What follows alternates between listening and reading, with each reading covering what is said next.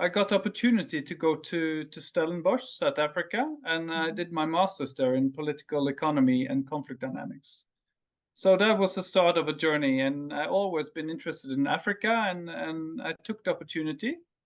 And of course, being in Africa, traveling around, backpacking around, and also did my master thesis about ethnic militant groups in Nigeria, Okay. which led me to go to do field work in Nigeria, and also resulted in getting a job there. So I was resided in Lagos and Port Harcourt for a year.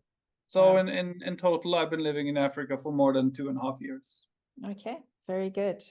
What was your feeling about Nigeria and the people of Nigeria? I mean, I know if you're studying the militant groups, that could have been quite interesting in itself. But just generally, how do you feel about the country and her people? Well, I love Nigeria, and it's kind of my favorite country there, because it's something about the culture. It's like 250 ethnic groups, and they're very kind of very warm and friendly people. Of course, you have bad things in Nigeria as well, but with 220 million people, of course, you will have that. Yeah. But I traveled around, and I met ethnic leaders of militant groups, and I understood their grievances and their struggle. So it was very interesting, though. All right. The journal that we've been contributing to is about crafting positive futures for Africa. Do you want to kind of give me a bit of insight for yourself about how you think about futures thinking? What does that mean to you and the work that you do? For me, it's about being able to think outside the box. We live in a capitalist system now, and Africa is also trying to be pushed into that shape. And I don't think that shape is suitable for Africa. It's so diverse. It's so huge. It's like Africa is forced to be something it's not. And I think it's kind of why it's not working the way it could do. So for me, it's about being able to think outside the box and seeing the opportunities and the strength instead of trying to be something else. Okay, good. We often talk about futures with a plural S, trying to reinforce the fact that there isn't just one future that's going to happen, that there are options. We can kind of lean into our preferred future, or if we do nothing, we might go down a road that leads us to a future we don't want.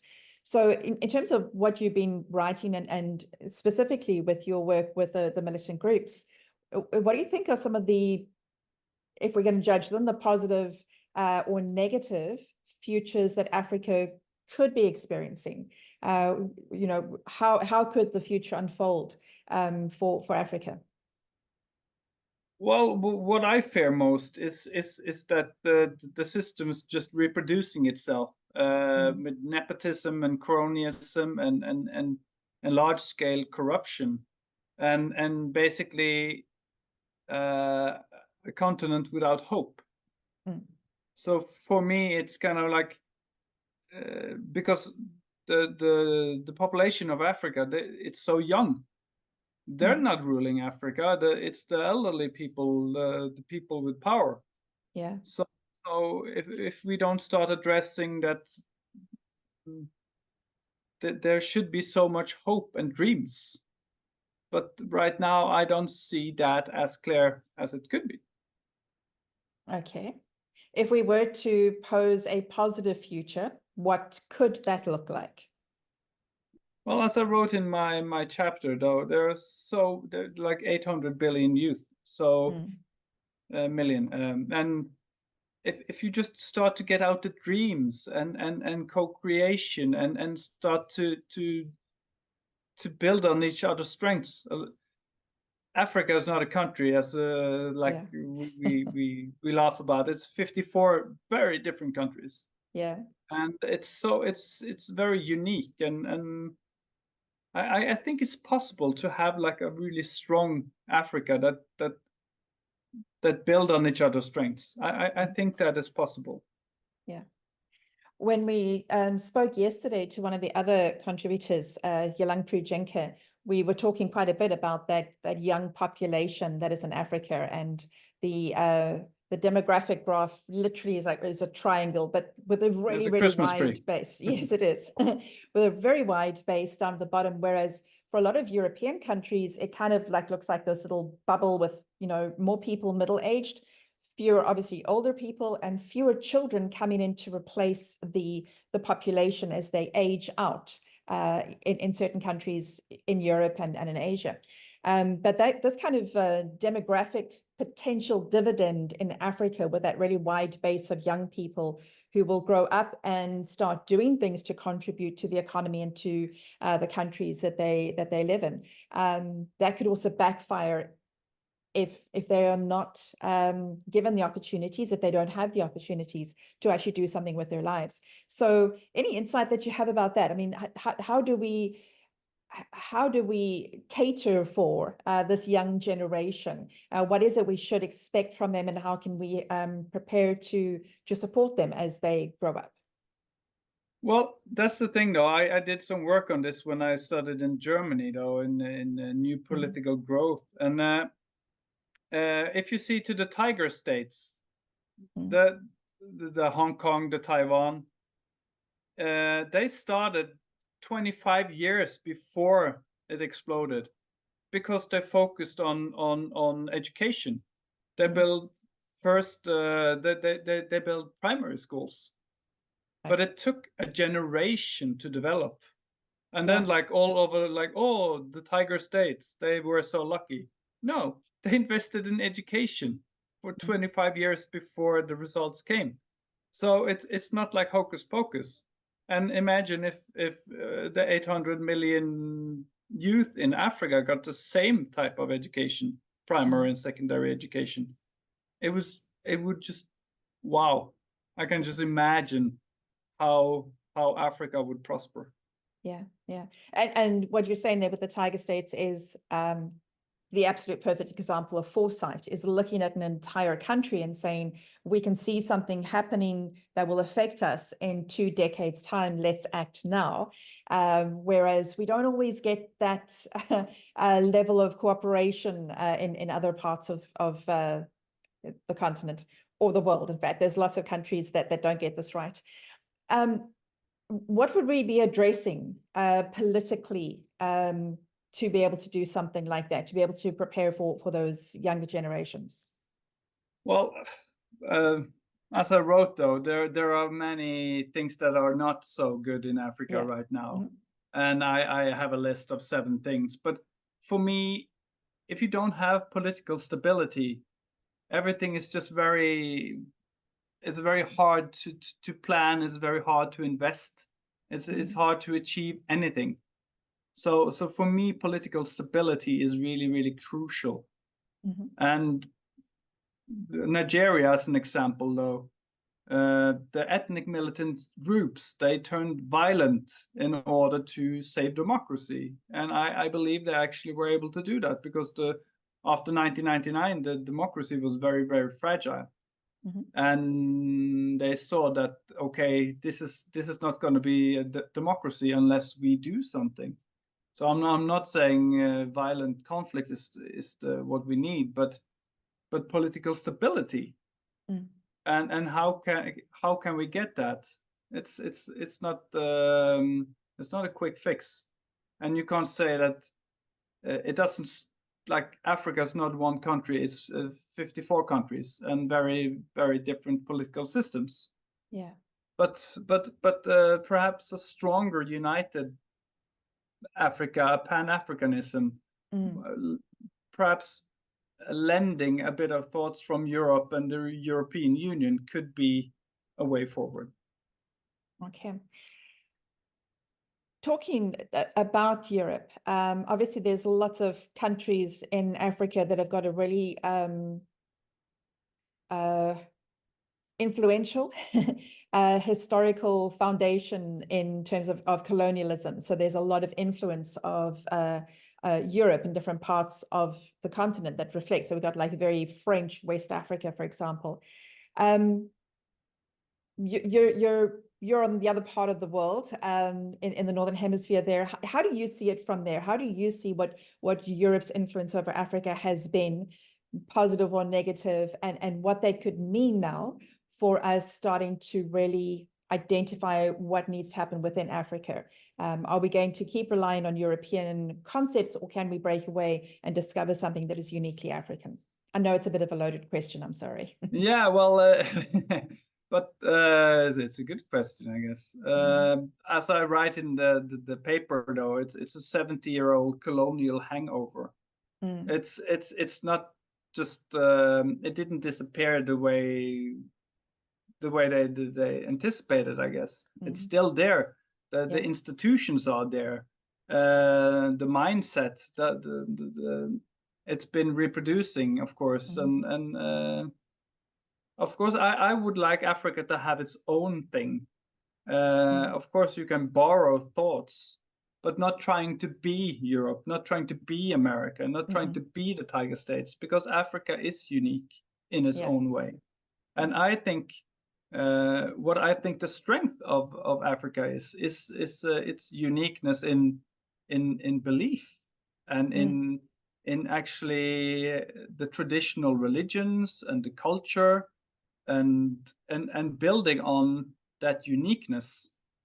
And what I hope and my dream is to work a bit more on this, is what if Africa could be a more of a ecological economy, trying to step out of capitalism and building on something that is closer to Africa and its people.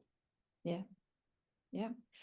It brings up so many ideas in my head. I mean, first of all, we assume that capitalism is the thing we're supposed to be pursuing, but capitalism is broken. It doesn't work the way it was promised. There might have been, a couple of occasions in our history worldwide where it looked like capitalism solved a whole lot of problems, but it doesn't necessarily work that way for everyone. But I was also in another conversation yesterday with some people more towards the east, kind of India, Malaysia kind of area. And the conversation we were having there was how so often the cultural values that are demonstrated by people in that part of the world today, those values come from the West, the so-called West. And it's kind of overpowered the values and morals of those people originally. So now they have a very conservative outlook where that was not how they originated. And I just kind of keep seeing this influence that we look at something and we say, if we're being lazy, this thing isn't working here in Nigeria or in South Africa, and we got to fix it. We got to fix it so that it looks like something from the North Americas or something from Europe. But what if we shouldn't be fixing that at all? What if we should be finding something that is more natural? And in South Africa in particular, the word colonial is really a bad word.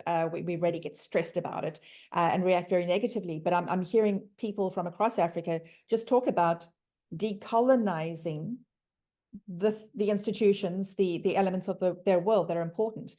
And one conversation was a Nigerian woman speaking about the efforts that they're doing to decolonize their own education system. And when you start thinking like that's a really big job. It's, we built an education system based on what we've been taught. It doesn't serve the people and it doesn't serve Africa. So how can we identify what education could look like that is fundamentally different from what the rest of the world is trying to improve on, when we should be doing something entirely different? These are just my thoughts. Kind of spurred by your conversation. It's a good question though, and then the education system is worn out by 200 years. It was made for industrialization, and it's like to fit the purpose.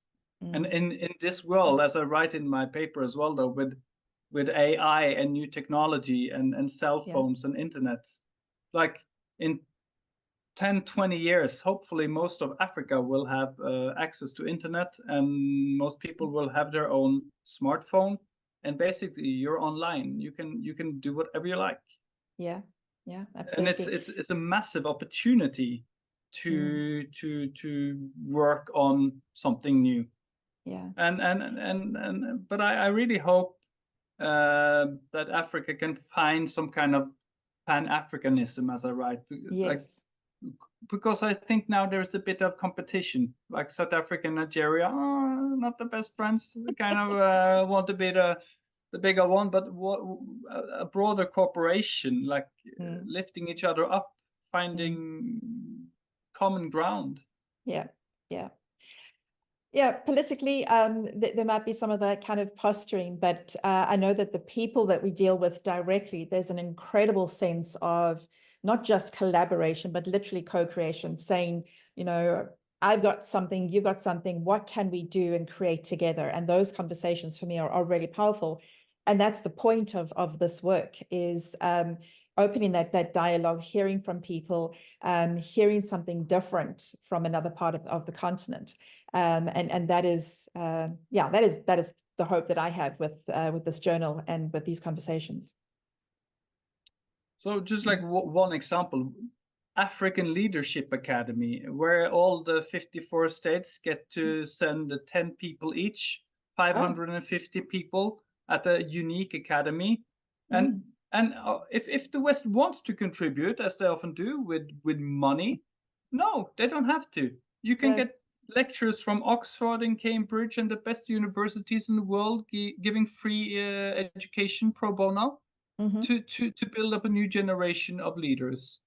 And that could be that could be a good contribution, because throwing money at things is not always the best solution. It's not. That's right. It's right. But since you're talking about academics, I'm just going to do a free shout out, and this is not a sponsored advert at all, but the Stellenbosch Business School really ranks amongst around the world as one of the best institutions that in its kind. And I did some of my future studies work there as well, and that program is amazing. So if anybody listening wants to hear more about that, I'll be very happy to connect you to that program. It really has been kind of mind changing. I think that, and that probably is the point of a lot of this, is, you know, what is the mindset that we're coming with, and why, when we talk about Africa in the start of your essay, you list the typical problems that people think about in terms of Africa, and then you work through it, finding ways to kind of address that. But that it's not just the mind shift change, but there is such really good information about things that are happening that are very different from what we would expect to hear from an African story. Yeah, I went to Stellenbosch myself, so I could also. That's really good. Big fan. Good. I had another thought, and I can't quite remember what it was. And I think this happens when we talk about the future. There's just so much potential that we can unpack. I know what it is. The Safaricom and M-Pesa technology is such an incredible example. Very often when I'm doing a conference for HR leaders in Africa, they're coming to Cape Town, and I'm addressing this conference. And I'm doing my research, and I'm using AI to give me some insights and things, and to make sure that I haven't missed anything big. But every time I put one of these programs together, M-Pesa comes up again. And if anybody from M-Pesa is listening, I'm still trying to get hold of someone to really talk to you directly and explore this. But the thing I love about M-Pesa is it's a financial program, technology that allows people to receive money, to pay bills, to send money home to the gogos, the grannies, to pay for school fees, even to create insurance, products and savings accounts and things. And what is amazing is that it's brought financial inclusion to parts of the world where there will not be bricks and mortar banking system buildings there, because it makes no financial sense to do that. But more than that, M-Pesa actually runs off the old standard cell phones, not even a smartphone. So I can open up my smartphone app and it's all bells and whistles and animations and colors and, pretty tabs and things. But M-Pesa is just, text-based communication. But it answers a problem. It answers a problem that's relevant for that part of the world, that meets their needs where they are, without having to be the fancy smartphone technology that the rest of us might be used to. And that's the kind of thing that is so important to kind of point out.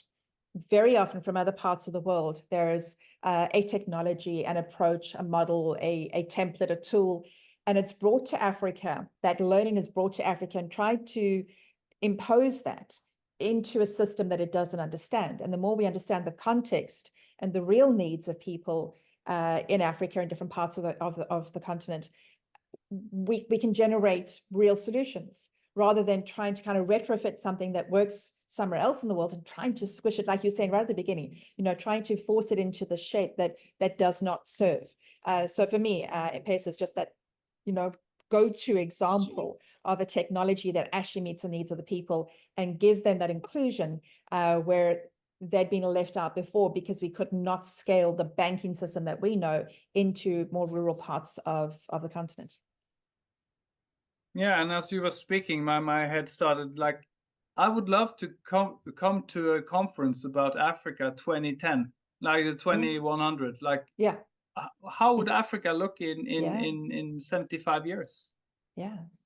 How big is it possible to dream? That's a very good question. I think that Africa could be the leading continent. Because the West is about to collapse and America is on the brink of mayhem. And I'm glad somebody else was saying that. What's going to happen over there. Thank you. But Africa, if the forces are joined and you have so many youth and they are so willing to work and they are industrious and yeah, so it's about, can we dream big enough? Yeah, very good, very good. And that is the point of this particular journal and these conversations, is to say, what are we dealing with? How can we overcome them? And how big can we dream? And I hope that we get to dream a lot more and a lot bigger in the future. So, Øyvind, thank you very much for contributing to the journal, for this conversation right now, and for ongoing conversations, which I'm sure we'll have. The journal is meant to kind of start this dialogue. I would love to hear from people what you're thinking. Have you, respond to any articles in the journal. Have debates. We can have some additional conversations as we go forward. And who knows where this journal could go, because I'd like to kind of now reach out to the next set of futurists in and around Africa, or who have worked or studied in Africa, to find the next edition of contributors to this conversation. Øyvind, any last thoughts as we end, and how people can connect with you? I just would like to end with my end note, because I was writing this and I remember. I think Norway was very much influenced by poets over 100 years ago. Yes. And our most important poet, he kind of shaped Norway into this good nationalist way, with the people, children with flags and dreams and opportunities. And it's like, don't forget the soft arts. It's not just the economists that are going to change the world, but the artists, the poets. So don't forget these when we do this co-creation, because put an economist and an artist together and they can make something more beautiful than two economists or two artists. Oh, that has just sparked a whole bunch of thoughts in my brain. Thank you very much. Øyvind, if people want to get hold of you, where can they find you? Well, there is a landing page, and probably my info is going to be there, email and phone, and just give me a call. I'm open, and I would love to come back to Africa soon, because I haven't been there in many years now. Oh, okay. All right. We'd love to welcome you back. Thank you very much again. And thank you to anybody who's listening. Do check out the website, futuresforafrica.online. And if you are a futurist, if you are a poet or an artist in Africa, and you want to express what you think the future of Africa should look like, then please be in touch. And we'd love to hear your stories as well. Øyvind, thank you very much. I appreciate your time today. Thank you.